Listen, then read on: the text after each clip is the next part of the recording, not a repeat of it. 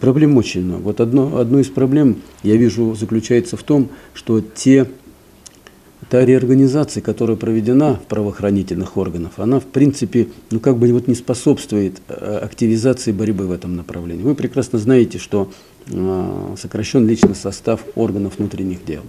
Так, если вы помните, то у нас был такой институт школьных инспекторов, когда за каждым учебным заведением практически был закреплен школьный инспектор. Вот. Это аттестованный сотрудник, но он работал в стенах школы. Поэтому любое правонарушение, оперативно на него была реакция.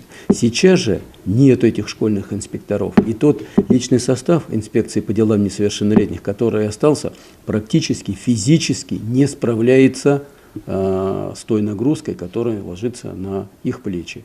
Плюс у нас еще есть, вы, наверное, знаете, отдел, Ухтинский межтерриториальный отдел по борьбе с наркотиками. Вот мне бы кажется, проблему можно было бы каким-то образом порешать таким образом, чтобы закрепить за каждым учебным заведением, за каждым образовательным учреждением наиболее подготовленного сотрудника органов внутренних дел, который во взаимодействии с директором школы, с классными руководителями в стенах школы проводил вот эту работу.